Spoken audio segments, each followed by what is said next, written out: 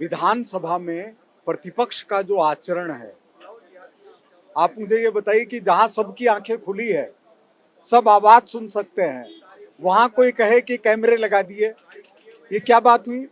यहाँ पर 20 कैमरे लगा दें, उससे क्या फर्क पड़ता है? तो वो विषय अलग है।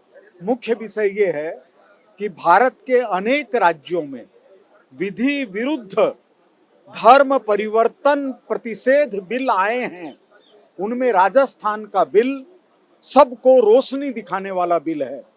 मुख्य रूप से उत्तर प्रदेश और हरियाणा के बिल मानक के रूप में स्वीकार किए जाते हैं, लेकिन श्रीमान भजन लाल जी की सरकार में जो यह बिल आया है, यह सबसे मजबूत दिशा दर्शक बिल है और यह बिल उस भावना को प्रतिबिंबित करता है जो भारतीय संस्कृति की आत्मा है।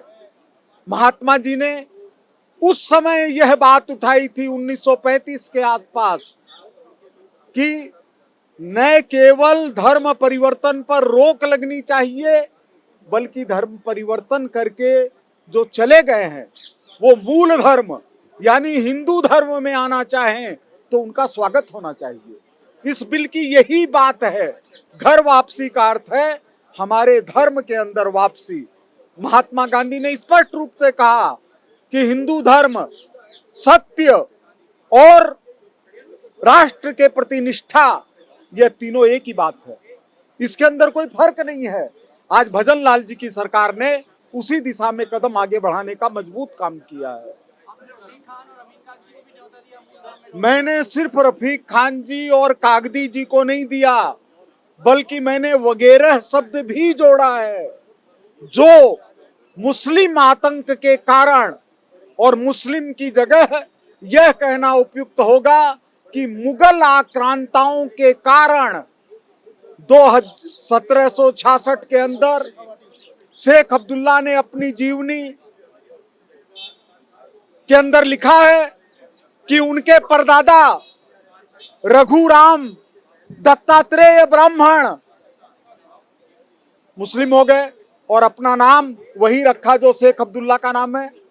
तो इसका अर्थ है जिन्ना हिंदू थे, ये जाकिर जिसकी आवाज उठ रही है ये हिंदू थे।